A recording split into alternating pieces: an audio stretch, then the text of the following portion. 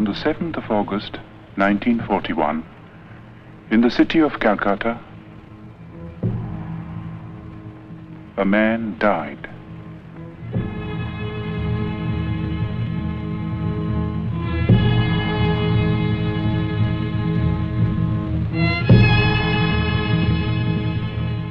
His mortal remains perished, but he left behind him a heritage which no fire could consume. It is a heritage of words and music and poetry, of ideas and of ideals, and it has the power to move us, to inspire us, today and in the days to come. We, who owe him so much, salute his memory.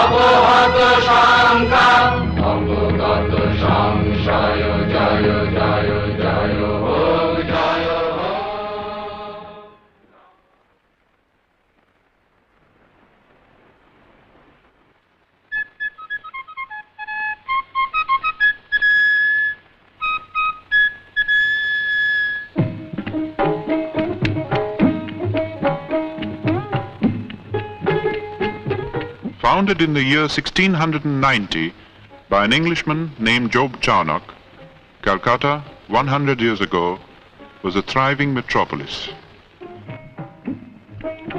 Queen Victoria was proclaimed Empress of India in 1877. As the capital of India, Calcutta was the seat of the Queen's government.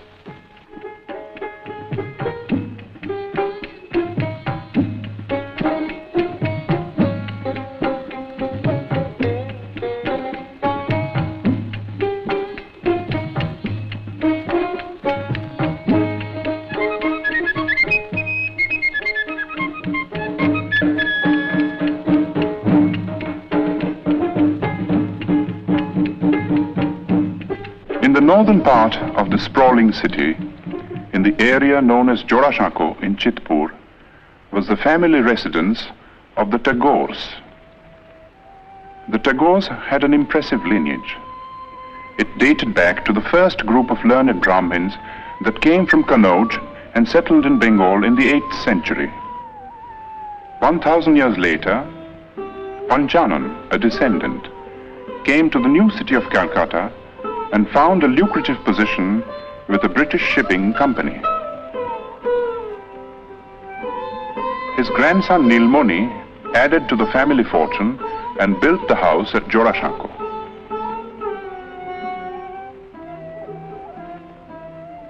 The peak was reached with Nilmoni's grandson, one of the most brilliant and colorful figures of the 19th century.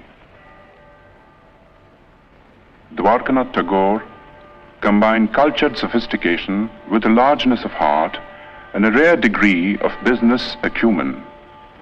Coal, sugar, indigo, exports, banking, newspaper. There was no end to his enterprises, and he succeeded in all. If his earnings were fabulous, so were his spendings.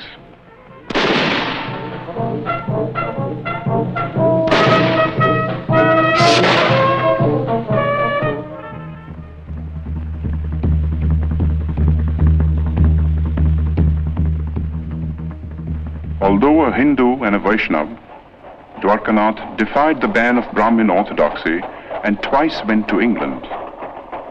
There he had an audience with Queen Victoria, discussions with Gladstone, and dinner with men like Dickens, Thackeray, and Max Muller.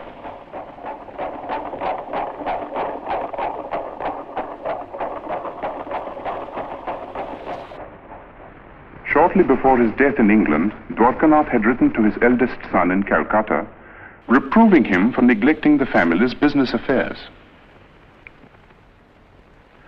For some years past, young Rabindranath had been developing tendencies which might well have distressed his father. It began in a burning cart. The last rites were being administered to Rabindranath's grandmother. Not far away, on the riverbank, sat Rabindranath. Like many a rich man's son, he had been leading a wayward life, but tonight he was overcome by a strange feeling.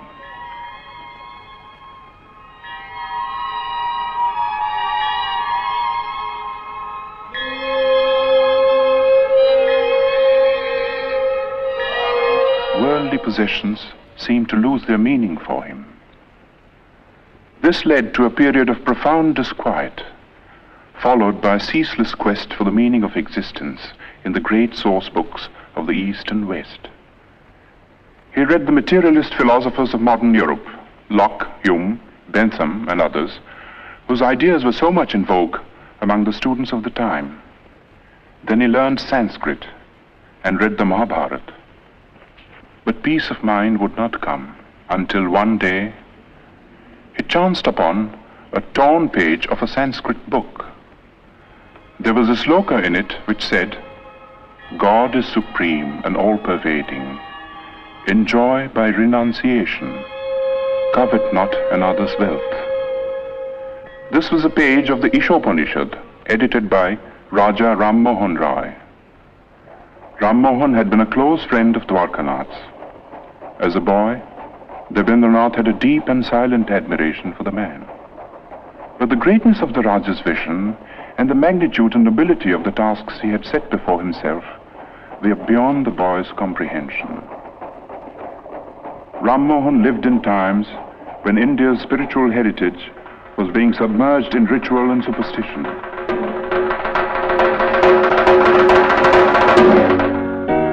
While in the West, a whole new concept of humanity was emerging.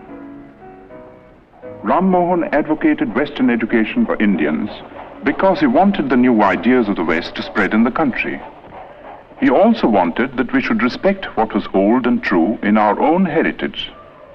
In the Upanishads, for instance, which revealed to him the monotheistic basis of Hinduism. Ram Mohan's work was left unfinished by his death in England.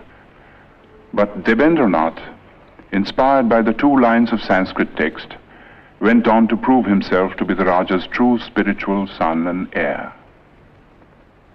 Rabindranath suffered social ostracism for preaching the monotheistic faith that he called Brahmoism, but to his followers, and there were many, he was Maharshi, the great sage. When Rabindranath was born, the Maharshi was 45 years old. His wife Sharada Muni was 33. Rabindranath was the 14th child.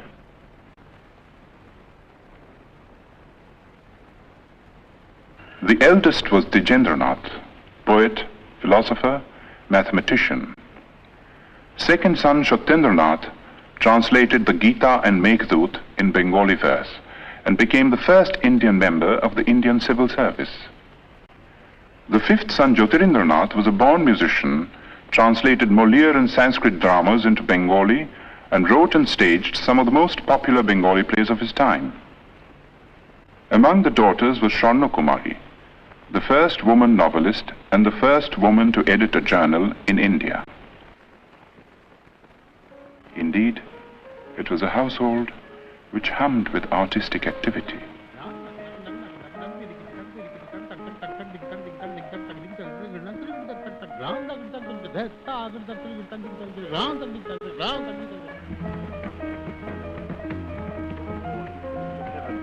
O earth, what else? And shall I couple hell? O fie, hold my heart. And you, my sinews, grow not instant old, but bear me stiffly up. Remember thee? For Roby, the time hadn't yet come to participate in the activities of the elders. Going out in the street was forbidden too, and this was indeed a pity, for nothing seemed more fascinating to the boy than the world outside.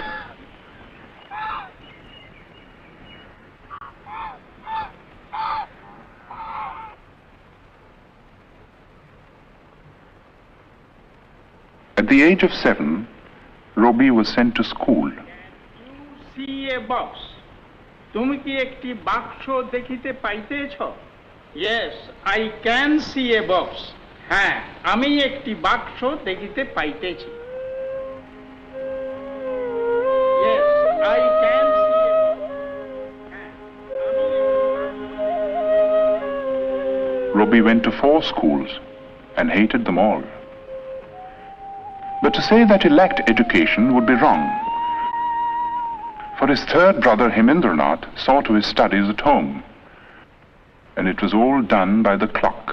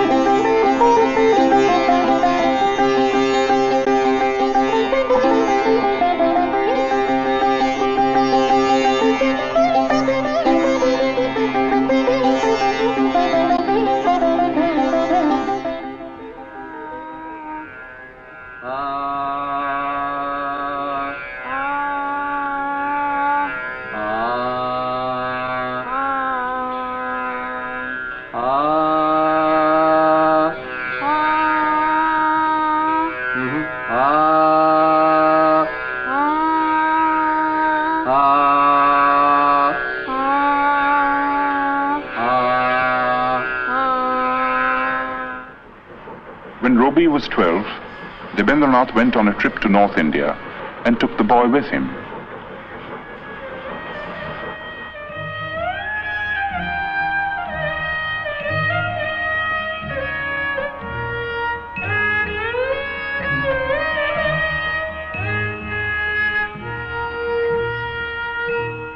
The last stop on a long tour was the rest house on Bakrota, the highest hill in the hill station of Dalhousie in the Punjab.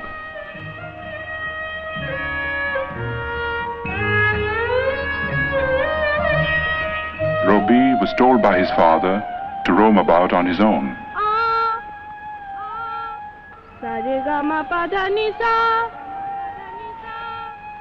He was also taught to rise before the sun.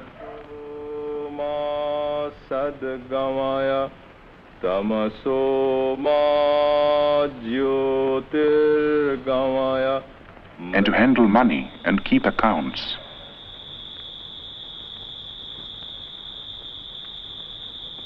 The days often ended with a boy singing devotional songs to his father.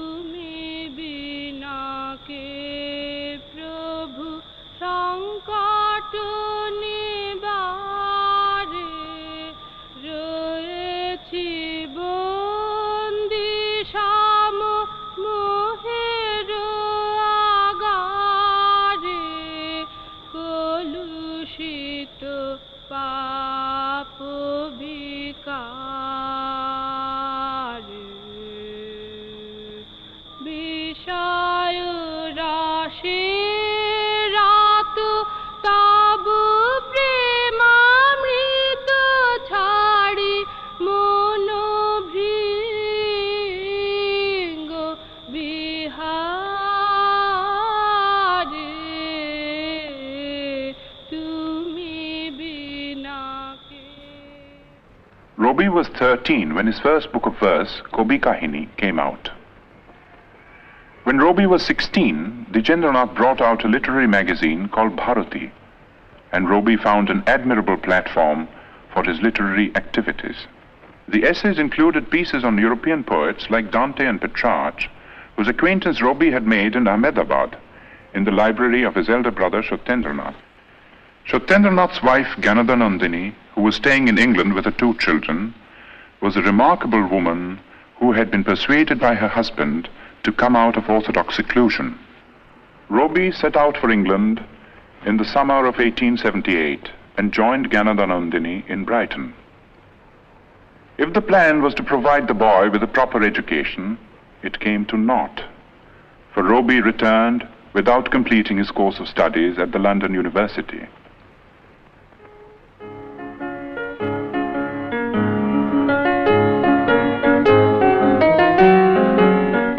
While in England, Rabindranath had become acquainted with Western music. Some of the tunes he had learned found their way into his enchanting opera, Valmiki Pratibha.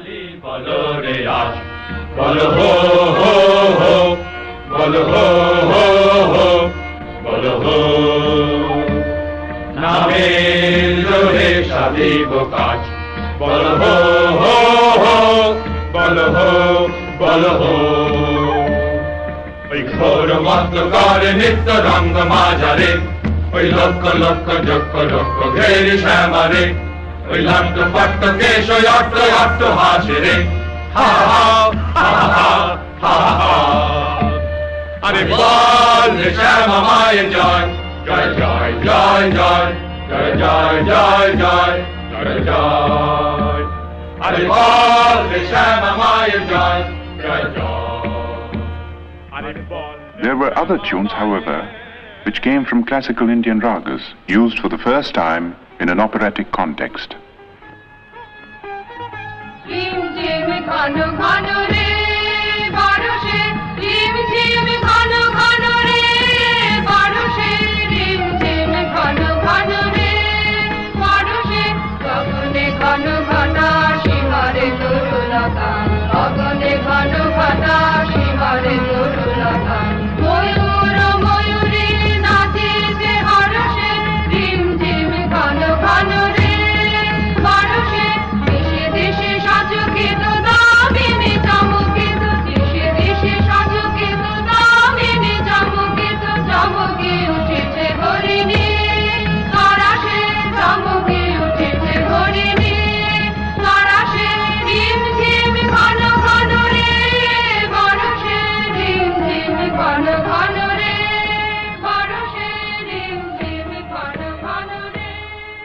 Valmiki Pratibha was staged in the Tagore residence with Rabindranath in the role of the bandit-turned-poet. The rest of the cast, too, was composed of members of the Tagore family, all gifted with varying degrees of talent for acting and music. Among those who saw and praised this performance was the greatest literary figure of the time, Bankim Chandra Chatterjee. A year later, when Rabindranath's Shanda Sangeet was published, Bankim Chandra personally congratulated the poet and acknowledged his preeminence among the rising writers of the day. Of all the members of Roby's family, 2 were closest to his mind and heart. They were Jyotirindranath and his wife. Kadumbari Devi was 2 years older than Roby. She was his best friend and severest critic. Roby lived with these 2 for a time in a house in Sutter Street in South Calcutta. One morning, a strange experience befell the poet.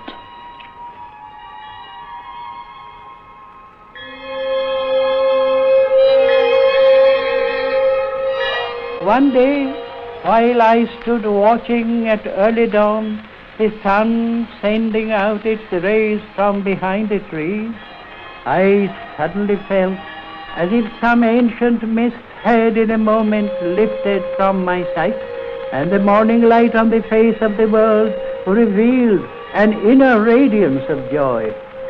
The poem I wrote on the first day of my surprise was named The Awakening of the Waterfalls.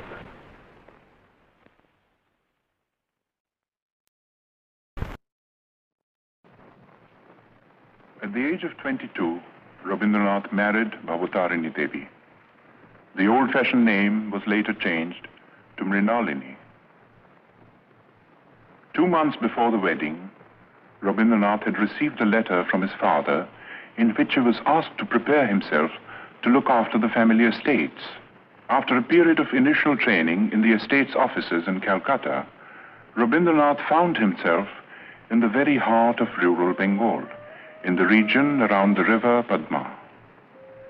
With a worldly wisdom unusual in a poet, but characteristic of the Tagores, Rabindranath in later life set about in a practical way to improve the lot of the poor peasants of his estates, and his varied work in this field is on record.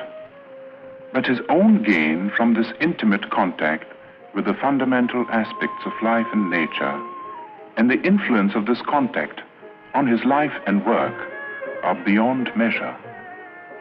Living mostly in his boat and watching life through the window, a whole new world of sights and sounds and feelings opened up before him.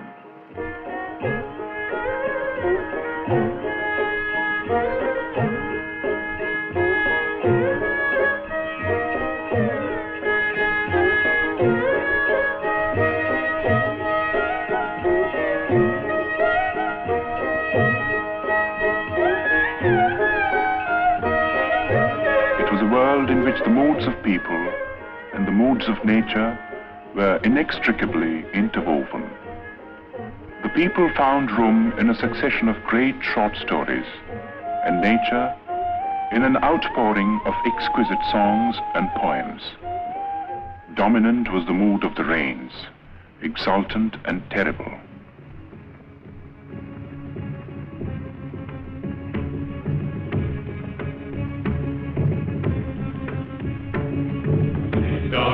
Mandrilla Damaru Guru Guru Kano Megher Guru Kutila Gunjito Holo Romanjito Bono Bonantar Hridaye Mandrilla Damaru Guru Guru Tulila Chanjala Bokho Hindole Milano Shabne Shekono Titire Hridaye Mandrilla Damaru Guru Guru Shagana Bhashana Shabda Mukharita Vaja Shalogita Dasta Sharvari Shagana Bhashana Shabda Mukharita Vaja Shalogita Dasta Sharvari Alati Ballari Kapai Pallava Koluna Kallale Kanana Shankita Chilli Shankita Hridaye Mandrilla Damaru Guru Guru Kano Megher Guru Kutila Gunjita Kola Romanjita. In 1901, Rabindranath was 40 years old. His already enormous output of poems and plays had been gathered in one big volume. It comprised 21 books and included Shonarturi, his first masterpiece. The same year, 1901, marked an event of a somewhat different nature. In Bolpur, in the district of Birbhum in West Bengal, Rabindranath had acquired some property in 1862, 1 year after Rabindranath was born. The property was made over to a board of trustees, and the deed specified that the place was to be used for meditation on the supreme formless being.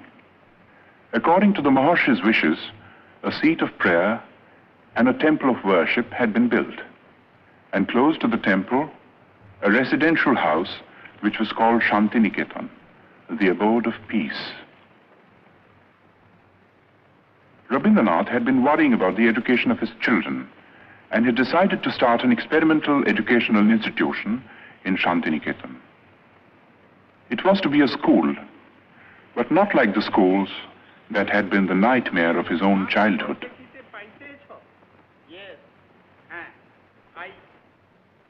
It was to be like the forest hermitages of classical India.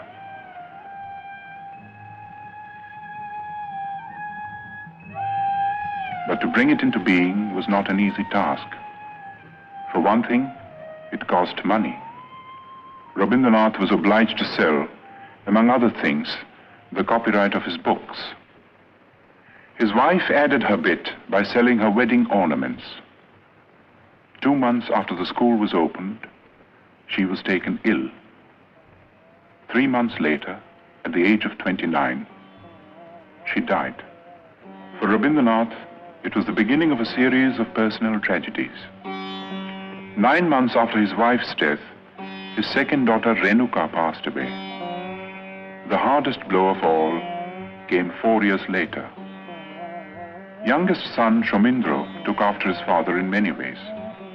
He was only 13 when he fell a victim to cholera.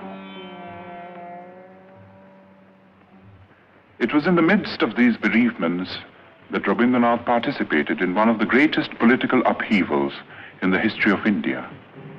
In December 1903 was published the decision of India's Governor-General Lord Curzon to split up Bengal into 2 provinces. The idea was to create a separate province with a Muslim majority, which would induce a rift between the 2 main religious groups and avert the possible growth of a united front against the government. But in proposing the partition, Curzon merely fanned the flame of patriotism that had been smoldering in the minds of certain visionaries all through the period of the Renaissance in Bengal. These men now came to the fore and led the millions to rise in protest.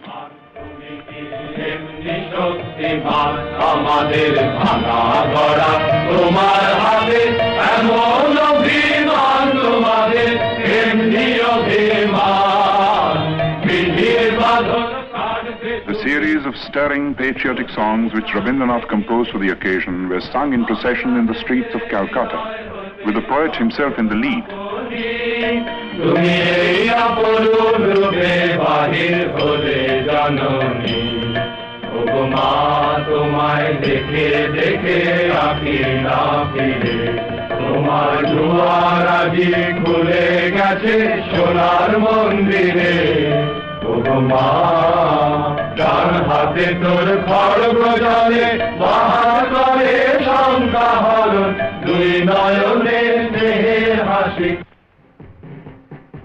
On October 16th, 1905, the partition became an accomplished fact. In a form of protest that only a poet could conceive, Rabindranath turned the Black Day into a mass festival of Rakhi Bandhan, the tying of the band of friendship.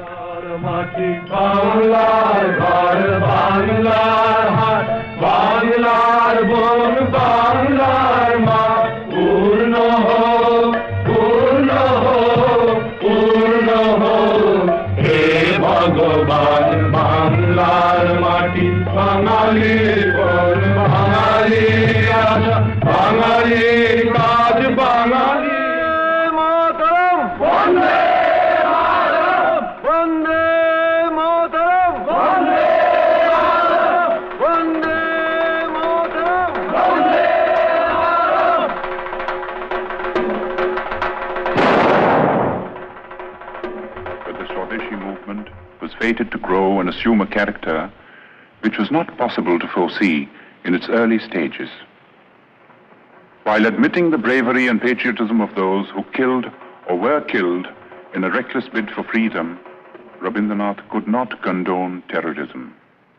He stated his credo in clear terms. The path of violence was not for India. Good could come only out of constructive work carried out in a spirit of tolerance. He had himself followed up his retirement from the political scene by devoting himself to the work of rural welfare in his estates. And there were other activities too.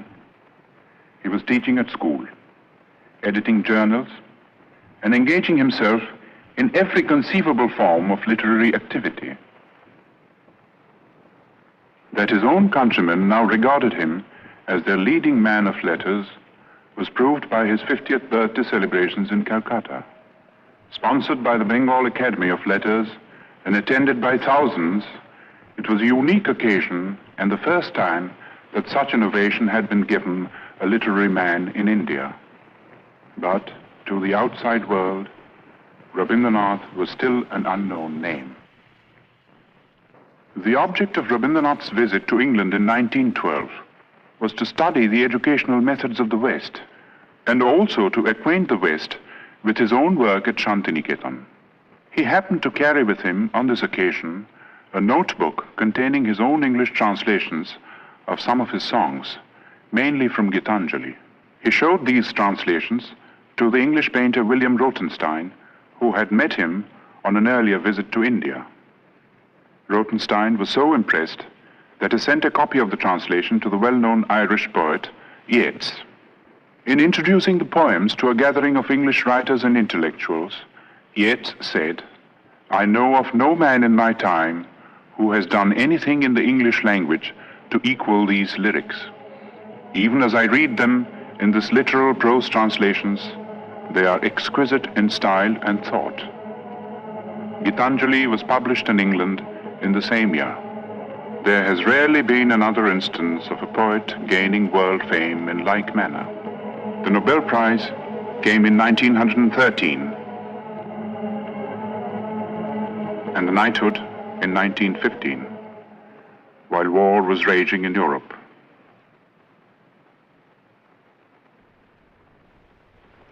Touring the United States and Japan in 1916, Rabindranath made eloquent appeals for peace. He felt that world peace could only be achieved through intellectual cooperation between nations. He said, "The call has come to every individual in the present age to prepare himself and his surroundings for the dawn of a new era, when man shall discover his soul in the spiritual unity of all human beings."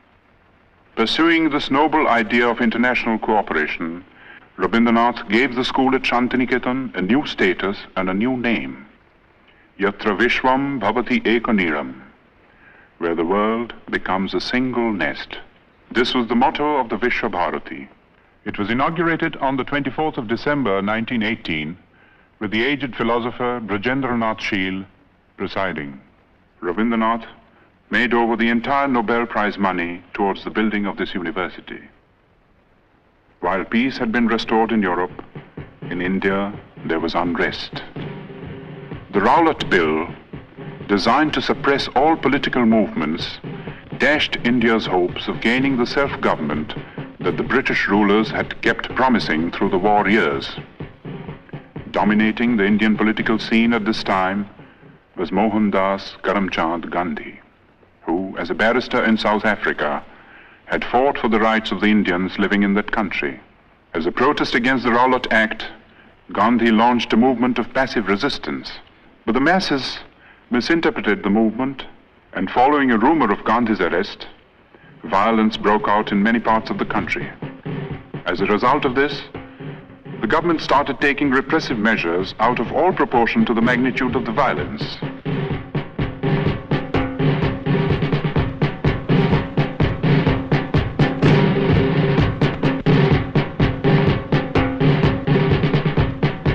In the Punjab, martial law was declared.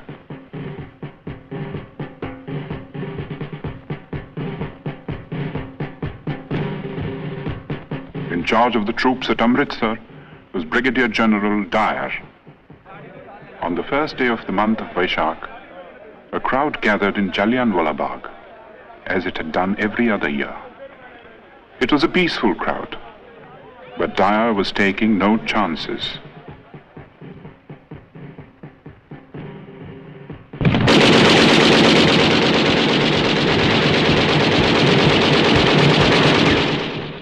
News of the Amritsar incident was suppressed by the government, but details filtered through to other parts of the country and even to the abode of peace.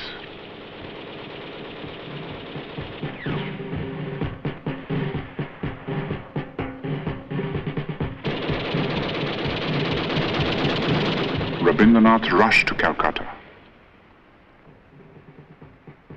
But the Defence of India Act was still in force, and no leaders would support him in a plea for a meeting of protest.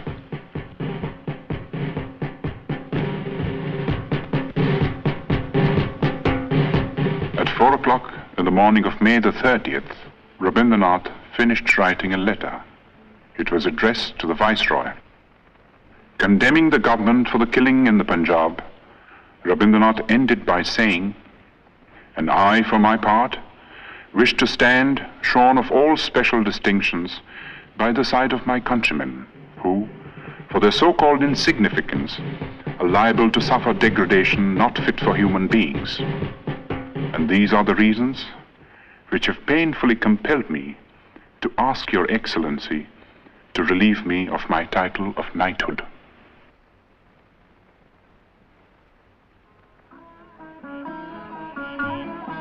The next 10 years of Rabindranath's life were filled with ceaseless activity. The urge to travel and the necessity to collect funds for his university took him to all parts of the world, and the West, as much as the East, welcomed him with open arms.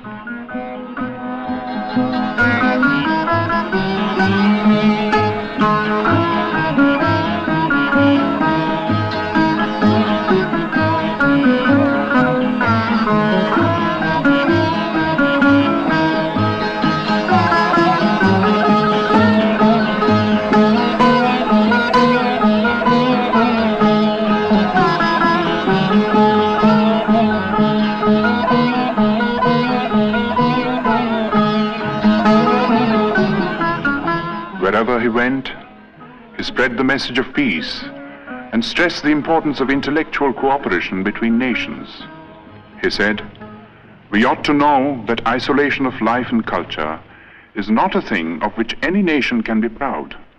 In the human world, giving is exchanging. It is not one-sided." He also said, "I do not put my faith in any new institutions, but in the individuals all over the world who think clearly, feel nobly, and act rightly. They are the channels of moral truth." His great humanist ideas found an echo in the best minds of Europe, and some of them became his close friends.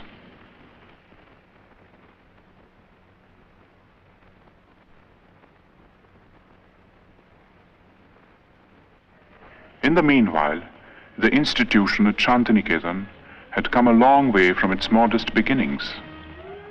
Its scope for studies had greatly increased.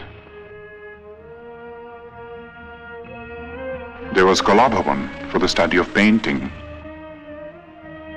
under masters like Nandulal Bose.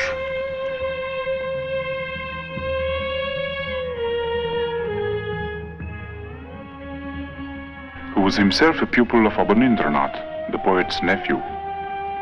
The Sangeet Bhavan, which neglected no branch of Indian music, had also grown under Dineन्द्rnath, another nephew of the poet. Special provisions were made for conducting Oriental studies, and scholars came from all over the world, stayed to lecture, for research, to exchange ideas. Such men were Levy, Winternitz, Lesny, Stenkonov. And there were some Europeans who did even more than that.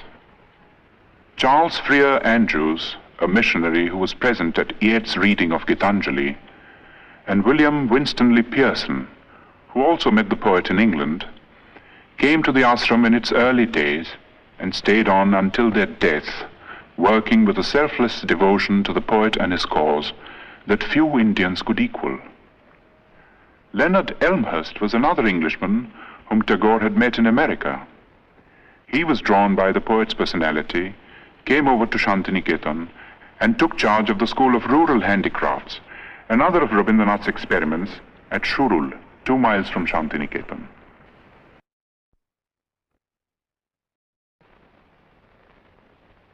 His last European tour began with a visit to Oxford, where he delivered the series of Hibbert lectures which were later published as The Religion of Man. It was also on this last trip that Rabindranath went to Soviet Russia for the first time.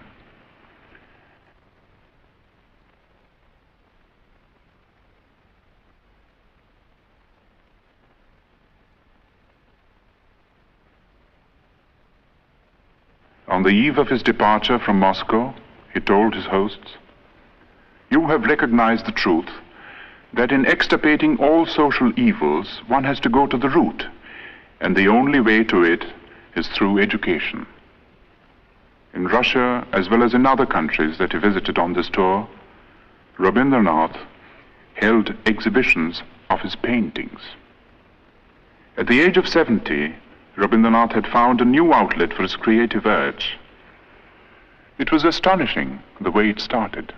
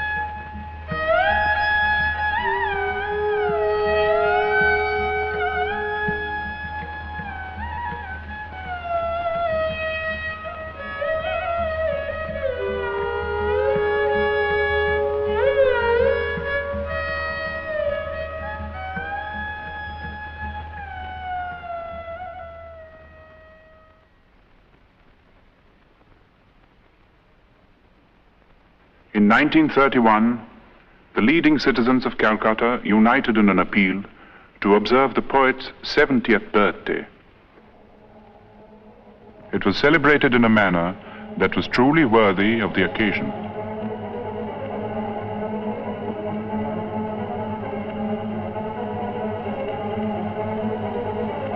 The Golden Book of Tagore was a testimony to the love and reverence that the intellectuals of the world bore for Rabindranath. Its sponsors consisted of 3 Europeans and 2 Indians. There was Romain Rolland from France, Albert Einstein from Germany, the poet Kostas Palamas from Greece. The Indians consisted of the scientist Jagadish Chandra Bose, who had been the poet's closest friend for 40 years. The other Indian was Mahatma Gandhi. In physical appearance, in personal habits, and in general outlook, the two differed considerably. At several moments of crisis in India's political history, the two had disagreed over the course of action, but these were on the surface. Their deeper affinity transcended all occasional barriers.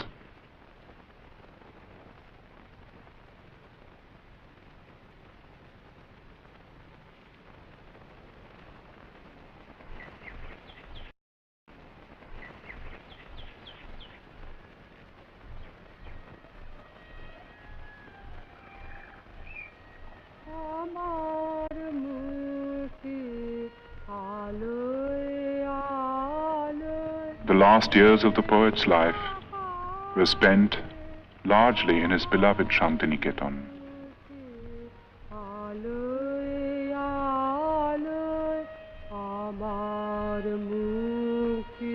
He had a choice of small houses built for him, for he never liked to stay in the same house or even in the same room for long. It was, in a way, symbolic of the refusal to get into a rut which marked his whole life. In his writings, He was now producing some of his most striking, original and mature works, and these included textbooks and nonsense rhymes for children. Not an unusual occupation for someone who had loved and understood children so well and done so much to mold them for a better future.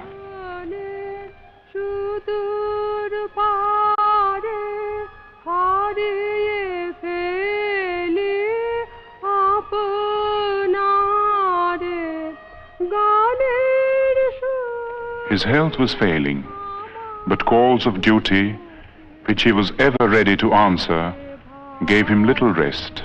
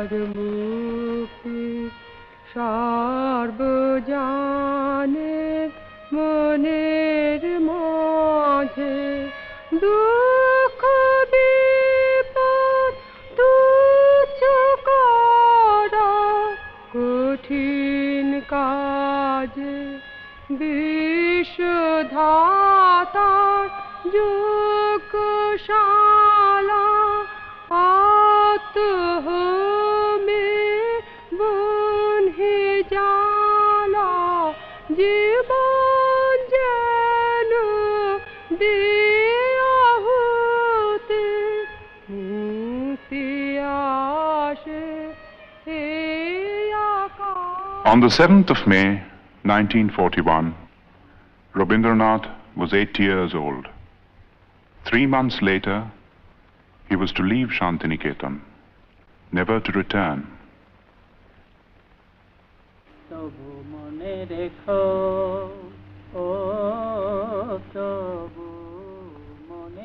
He would be taken to his ancestral house in Calcutta, fatally ill. In this house, once upon a time, a boy roamed the corridors.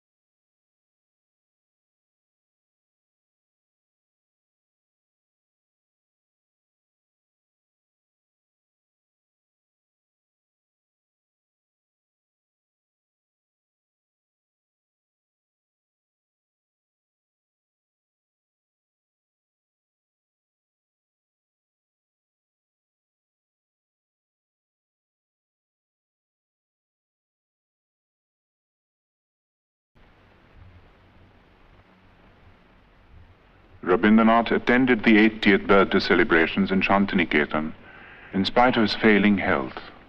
Today, for the occasion, he had composed a message his last message to the world.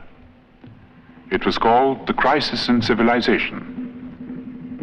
It concerned itself with the state of the so-called modern civilization, a civilization that was being shaken to its very roots by barbaric wars of aggression.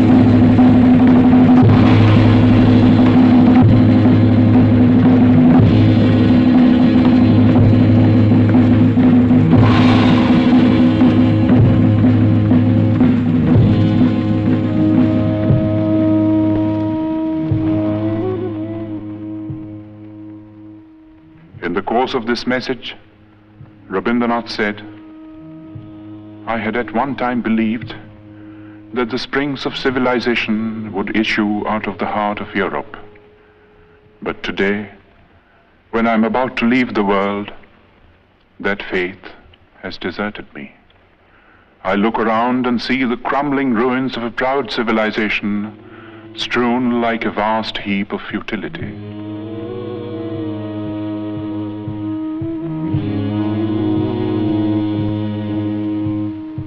And yet, I shall not commit the grievous sin of losing faith in man. I shall look forward to a new dawn, to a new chapter in history when the Holocaust will end and the air will be rendered clean with the spirit of service and sacrifice. Perhaps the dawn will come from this horizon, from the east, where the sun rises. On that day, will unvanquished man retrace his path of conquest, surmounting all barriers to win back his lost human heritage."